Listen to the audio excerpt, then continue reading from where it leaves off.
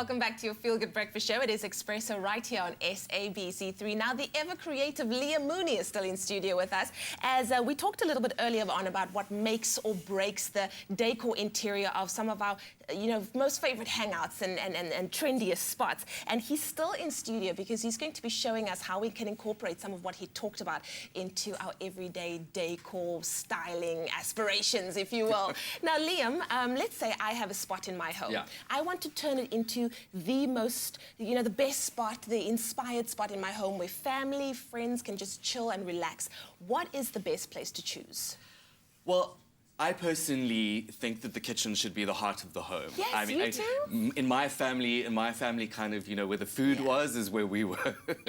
but that being said, it's the area in your home that you feel the most comfortable. But it's also important to make sure that you don't have any dead zones in your house. And so try and kind of incorporate the whole house as opposed to like only living in one particular room. Yeah. But if you were to choose a room, I'd choose the kitchen. Okay, cool. I like that. And then it's everywhere else. Yeah. I think I'd prefer the kitchen as well. We always find ourselves gathering there. Yeah. But in terms of colours and textures and trends, are there any coming out for this season, and what would you recommend? Well, the important thing is that when it comes to trends, you should always do what you love. And so don't try and follow a trend too religiously, because you just end up looking like a fashion victim, but you can pick up on some of them. So some of the trends that are happening right now, brass is something that's really kind of big at the moment. Yeah. Particularly when you mix brass with other materials like marble that you can see in this desk lamp over here. That's something that's kind of really big right now. Also really vivid and kind of bright African-esque inspired patterns. People are also loving those quite a lot at the moment as well. Fantastic. Now, we always hear them say accessorize.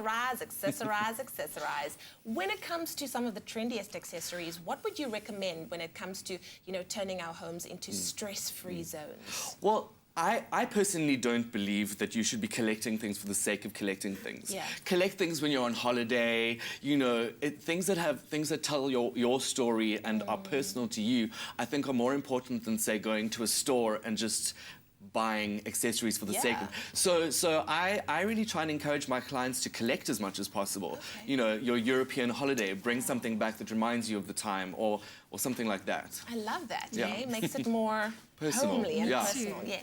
Well, you say you encourage your clients to collect so much, but what is your personal mantra or motto when it comes to creating these spaces?